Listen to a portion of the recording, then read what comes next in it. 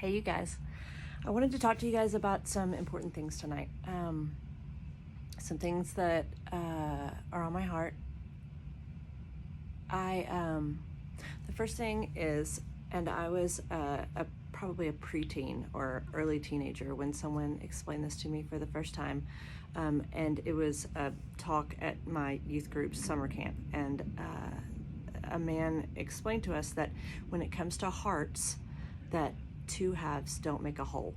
So I made a little diagram to help you understand that. Two halves do not make a whole. Anytime you're going into a situation with a heart that is not whole, that's seeking to fill it, when that heart comes into a relationship with another person, then it creates a weird vacuum and things don't work the way that you think that they will.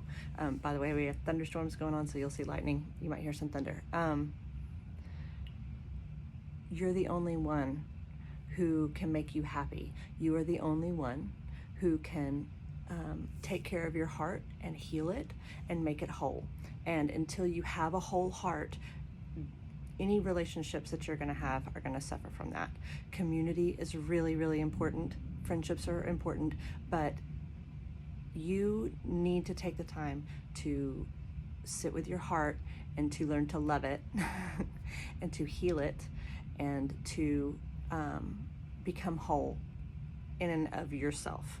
Because until you do that, you can't be you, and you can't be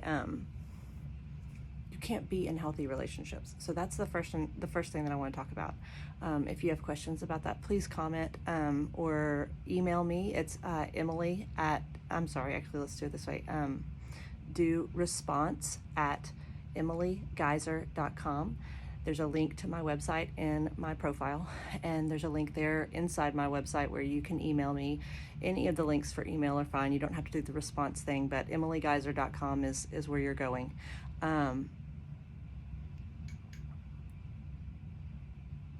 That can get real deep and real broad and covers a lot of territory, so I'm just going to leave it at that right now tonight. But the bottom line is, two halves don't make a whole when it comes to hearts. The next thing that I want to talk about is I had a really difficult time with the concept of letting go, releasing. That was a weird abstract hurdle for me. I didn't understand how to let go of what I was holding on to that I knew I didn't want to carry. But it's like, what do you do with it? Where does it go? Like, I don't think I understand. I just remember having that forever until a couple of years ago. The big shift for me was an analogy that I thought of when I come home from the grocery store with way too many bags of groceries and I'm trying to take as few trips as possible to the door. The first trip I'm grabbing way too many and I'm fumbling with my keys in the lock. I'm trying to get the door open. The dog's coming out at me. I'm dropping things. Things are falling everywhere. Can't get in. Can't get past him. Can't get the alarm turned off. And I'm always going, why am I making this so hard? Think of that as your life. Another way that I heard it from a friend of mine recently is wonderful. He said, it's almost like you have a wheelbarrow just full of shit that you're pushing around everywhere you go. So it's every time you go to the bathroom, it goes into the bathroom with you. When you go to bed, you park it next to your bed. When you eat at the table, it's sitting next to you. All this crap that you don't have to carry around, you're wheeling it around with you. So for me, recognizing that, in the instance of the grocery sack analogy, all I have to do is put it down. If I want to come back for it, then I can. I don't want to very often. I find that I don't have to carry that around, and it's okay not to. But if the first hurdle for you is understanding how to let it go, and you're scared of what happens when you do, that you lose stuff, just think of it as setting it down and allow yourself the opportunity to live without holding all of that stuff, okay? So see if that helps you out some. Recognize that you can let things go, okay? Once you kind of recognize what is you and what is the stuff that you are carrying around that you don't need to, then you get to do the next part that I wanted to talk to you about, which is people talk about self-love and loving yourself. And someone recently, within the last week, has just kind of made a quick comment of like, yeah, it's too vague to say to love yourself. And I thought about that and I was like, you know what? It does need to be clarified. To say that you need to love yourself while pampering and taking it easy and treating yourself, those are fine. That's fine, but that's not what I'm talking about. What I'm talking about when I say you need to learn to love yourself, we have to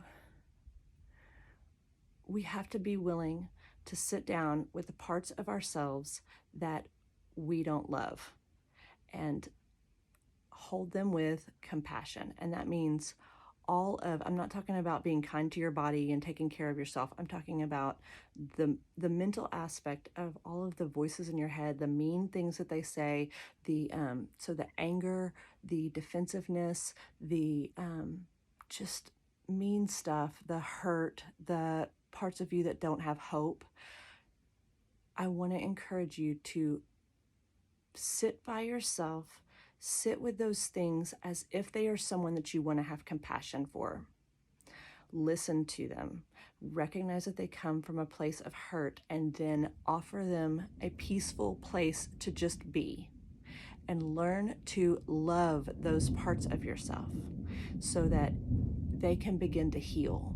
If you're constantly correcting them, or if you allow them to take over and run your brain, then that's where you struggle. So try to take the shift, see if it helps, to sit and listen to those voices and then have compassion for them, to be kind to them in return, instead of shutting them down, instead of pushing them aside, instead of allowing them to make you suffer.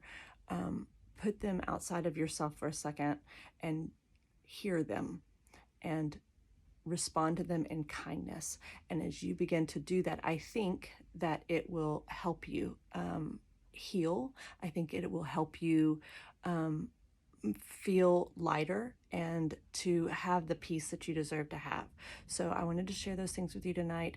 That was real quick brush over just a few things, but if that helps you, I'm glad that it did. If you have questions, if you have something that you want to say to me, whatever, please go to my website. It's Emily Geiser, GAISER.com. There's a link in my bio, and I'd love to hear from you. Good night.